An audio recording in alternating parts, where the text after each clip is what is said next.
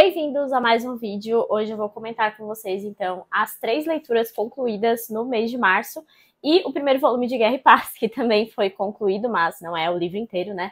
Então, foram efetivamente 3 livros concluídos aqui nesse mês. Natural que eu esteja com menos leituras finalizadas, porque eu tô lendo 3 grandes livros, um deles é justamente Guerra e Paz. Então, eu acabo intercalando com livros menores, trago alguns conteúdos para cá, enfim, né? Então, quis trazer para vocês um pouco de como foi esse mês. E acho que também acaba incentivando, né? Porque o que mais tem por aqui no YouTube e em outras redes também é pessoas que leem 10 livros no mês, 20 livros no mês. E a gente sabe que não é a realidade da maioria das pessoas, não é a minha realidade. Quando isso acontece, geralmente eu tô de férias, tem alguma coisa excepcional, né? A realidade é ler 3, 4, no máximo 5 livros por mês. E são 3 livros bem fininhos, diga-se de passagem. Vou comentar um pouquinho sobre cada um deles aqui com vocês, então. Bom, como vocês já devem saber, Guerra e Paz é a leitura atual aqui de um projeto que eu estou fazendo para os membros do canal, que eu faço vídeos exclusivos. E eu finalizei, então, este mês, o primeiro volume. Já foram quase 700 páginas de texto aqui de Guerra e Paz. Falta o segundo volume, que ainda é um pouquinho maior. Então, acredito que a leitura vai finalizar mesmo só em maio, conforme eu tinha planejado. Eu fiz uma meta razoável, mas eu confesso para vocês que se não fosse o meu próprio cronograma, talvez eu teria atropelado um pouco a leitura. Porque eu tô gostando demais de Guerra e Paz, eu tô, assim, não querendo ler outras coisas. Eu acho que isso também interfere no número de livros finalizados esse mês, porque eu tô focando mesmo, sabe, em Guerra e Paz. Eu quero aprofundar nas coisas, ler as notas, pesquisar um pouco. Então eu trago isso também para os vídeos exclusivos para os membros. Mas, assim, estou amando esse livro e eu acho que se o segundo volume tiver o mesmo ritmo, tiver o mesmo estilo do primeiro volume, vai se tornar um dos meus livros preferidos, assim, sem dúvida uma das melhores leituras do ano. Então tá sendo muito bom, tá sendo gratificante fazer esse projeto, conseguir trazer um material exclusivo também sobre esse livro, que tem tantas nuances e, ao mesmo tempo, as pessoas têm um pouco de medo pelo tamanho e pelo contexto histórico também dele, que é um contexto específico que a gente precisa entender minimamente para entender o livro também. Bom, agora partimos para as 3 outras leituras finalizadas este mês. Eu li e resenhei aqui para o canal o Todos os Caminhos Levam a Roma, do casal Scott e Kimberly Han.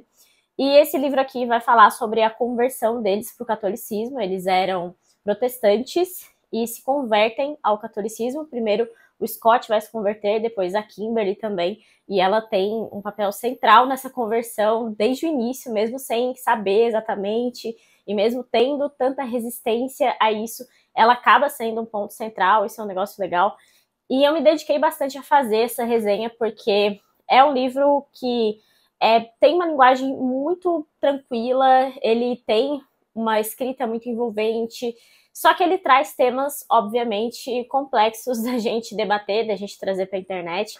Então, eu tive bastante cuidado na hora de fazer essa resenha. Eu fiz um roteiro, tentei estabelecer bem que a opinião era do autor, e o autor era um grande teólogo, né, até hoje um grande teólogo, um grande estudioso, e tem vários vídeos aí, tem várias palestras e tal. Então, eu tive esse cuidado, e eu fiquei muito feliz com a repercussão desse vídeo também, porque eu esperava mais xingamento, esperava que as pessoas iam ter aquela reação que se tem quando a gente fala de religião, né? Não é um assunto simples, mas muita gente elogiou, inclusive protestantes vieram falar comigo que tinham muita curiosidade sobre esse livro e tal, e eu tive pouquíssimos comentários desrespeitosos, apesar de ser um vídeo que teve bastante view. Então eu fiquei muito feliz com a recepção, e foi a primeira vez que eu falei abertamente também sobre religião aqui no canal, que eu trouxe efetivamente o meu catolicismo e me coloquei também na posição de mais próxima de católico de BGE do que de católico praticante, né? Então, fiquei muito feliz porque o vídeo foi bem recebido, apesar de todos esses temas e todas essas nuances também. Mas é um livro maravilhoso, é um livro, assim, muito bom pra gente entender a lógica por trás da nossa religião e também entender, de fato, os fundamentos da nossa religião, porque é importante a gente conhecer, né, para, enfim, acreditar, para, enfim, trazer para nossa vida. Então foi isso que esse livro fez, e ele também reforçou a minha relação com a minha própria religião. É um livro maravilhoso, foi uma leitura escolhida por conta também da Quaresma, então foi bem produtivo e eu gostei bastante de trazer para vocês esse assunto e especialmente por meio deste livro. Outro livro que eu concluí esse mês, e eu não resenhei ele, mas eu vou comentar um pouquinho sobre ele aqui nesse vídeo, então, que é O Charco do Diabo, da George Sand. Eu li esse aqui, que é uma novelinha, né, bem curtinha, porque A Pequena Fadette, que é um grande romance dela, está na minha lista de 12 livros para 2025. Eu queria conhecer um pouco da escrita dela também. E esse livreto aqui veio justamente com A Pequena Fadette, né? Veio no box do Clube de Literatura Clássica da George Sand. E esse aqui é um livrinho, assim, bem leve, bem idílico, bem pastoral. Sabe quando a gente estuda literatura no ensino médio, no colégio, enfim, e a gente ouve sobre aquele tipo de literatura que trata justamente do campo, que tem todo um aspecto melancólico, que fala do campo como se fosse o melhor lugar do mundo para se viver, esquece as dificuldades, talvez não esquece, mas suaviza as dificuldades em prol daquilo que é bonito de viver no campo. É justamente o que tem aqui nessa novela da George Sand. É uma história bem simples, assim. Basicamente tem um homem que tem próximo ali dos 30 anos, é o que me parece, e ele tem filhos já, e a esposa dele acaba falecendo. Então ele vive ali com o sogro, tem uma propriedade rural e tal, e todo mundo fala para ele que ele precisa se casar de novo, tanto porque ele ainda é jovem, como também para cuidar dos filhos, porque, enfim, eles moram no campo, tem todo esse contexto, ele trabalha o dia todo, e as crianças precisam de uma mãe. Então ele decide ir ali em algumas outras cidades para procurar pretendentes. Ele tinha uma pretendente em mente que foi indicada justamente pelo sogro, que era uma mulher mais rica, uma mulher que era de uma boa família, de boa índole e tudo mais. Só que na viagem ele vai ser acompanhado de uma das mocinhas ali da região, que é uma mocinha bonita, mas ao mesmo tempo ela tem personalidade, porque às vezes ela responde ele, ela é irônica, tem umas partes até engraçadas, então ela é uma personagem interessante. Mas, claro que com o convívio, os dois vão conversando, os dois vão se apaixonando ali nessa história. E não vou contar o desfecho para vocês, mas enfim, é uma novelinha bem simples, bem tranquila, e você tem de fato essa ambientação do campo como algo muito idílico e algo muito bonito. Eu achei a história, assim, bem batida, nada demais, só que o grande ponto dessa novela é o motivo da George Sand ter escrito essa novela. E ela faz aqui um textinho introdutório a essa obra que se chama A Autora ao Leitor. Então, basicamente, ela vai explicar o motivo de escrever essa novela. E, basicamente, acontece que a George Sand vai ver essa figura aqui, que é uma ilustração, se chama Os Simulacros da Morte, de Holbein, acho que é assim que fala, vou tentar deixar aqui certinho a ilustração. E ela estava pensando sobre o objetivo da arte, para que serve a arte, para que serve a pintura, para que serve a literatura. E ela chega à conclusão, nesse textinho aqui, que a arte não serve para nos mostrar aquilo que é negativo, para nos mostrar a morte, para nos mostrar a negatividade por trás da vida, e sim para elevar a beleza, elevar a nossa vida para o mais próximo possível do transcendental. Acaba sendo até algo bem próximo do conceito de beleza do Roger Scruton, por exemplo, que tem um livro chamado Beleza, né? E ela até faz uma crítica aqui a algumas obras da época por retratarem apenas a parte suja da sociedade. Então a ideia dela é trazer a beleza do campo aqui nessa obra. Por isso que é uma história tão idílica, tão bonitinha e que não acontece nada demais também. Duret, Michelangelo, Robin, Callot, Goya fizeram poderosas sátiras sobre os males de seus séculos e de seus países. São obras imortais, páginas históricas de valor incontestável. Não desejamos, portanto, negar aos artistas o direito de sondar as chagas da sociedade e desnudá-las diante dos nossos olhos. Mas não haveria outra coisa a se fazer agora, além da pintura de terror e de ameaça? Nessa literatura de mistérios de iniquidade que o talento e a imaginação puseram em voga, preferimos as figuras doces e suaves aos acelerados de efeito dramático. Aquelas podem influir e levar a conversões. Já estes causam medo, e o medo não cura o egoísmo, ele o aumenta. Acreditamos que a missão da arte é uma missão de sentimento e de amor. que o romance de hoje deveria substituir a parábola e o apólogo dos tempos ingênuos, e que o artista tem uma tarefa mais ampla e mais poética do que a de propor algumas medidas de prudência e de conciliação para atenuar o terror que suas pinturas inspiram. Seu fim deveria ser fazer amar os objetos de sua solicitude e, quando necessário, eu não o criticaria por embelezá-los um pouco. A arte não é um estudo da realidade positiva, é uma busca da verdade ideal.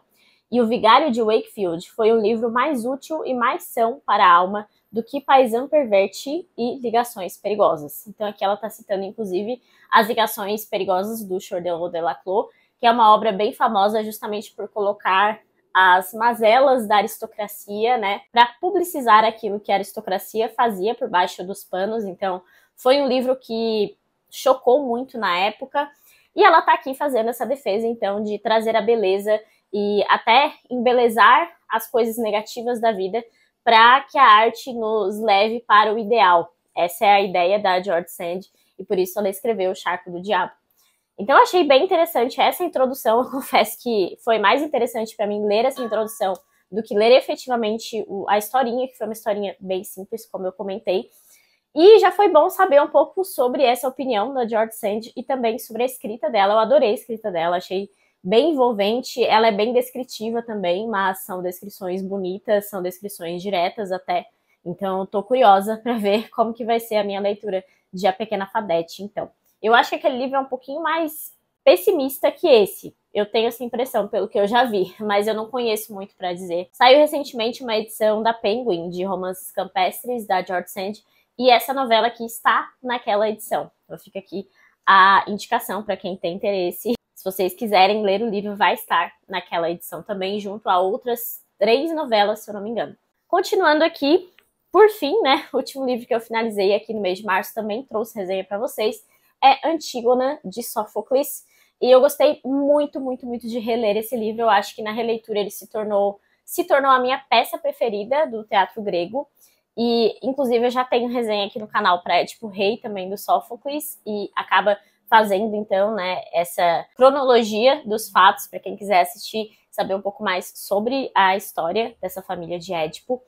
E eu li pela primeira vez Antígona, eu acho que foi em 2015, porque foi nas primeiras fases do curso de Direito, e tinha pegado a ideia inicial, né, a ideia geral aqui do livro, que é essa ideia de direito natural versus o direito positivo. Comentei um pouco sobre isso na resenha, mas como toda boa obra grega, esse livro traz muitas outras nuances além disso. E a Antígona é uma personagem muito transgressora para a sua época. É muito interessante o fato de que o Sófocles colocou aqui uma mulher como a heroína dessa história. Não é algo que é usual, pelo menos daquilo que a gente tem de teatro grego, né, hoje em dia, porque poucas peças sobreviveram. E para mim foi muito interessante também trazer um pouco dessa mitologia que fazia um tempinho que eu não lia sobre, e eu adoro mitologia grega, adoro estudar sobre isso.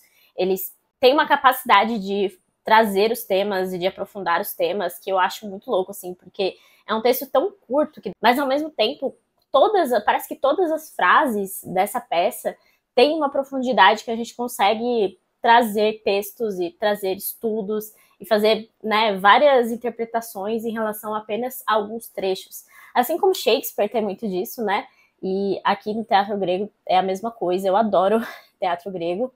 Aqui no canal também tem resenha para Prometeu Acorrentado, e foi uma das primeiras resenhas que eu fiz aqui no canal, inclusive. Eu acho que me empolgo um pouco na hora de falar de mitologia, acabo trazendo o fio da meada mesmo para esses vídeos, porque não tem jeito, a mitologia vai puxando, uma coisa puxa a outra, quando você vê, tá lá nos primórdios dos deuses.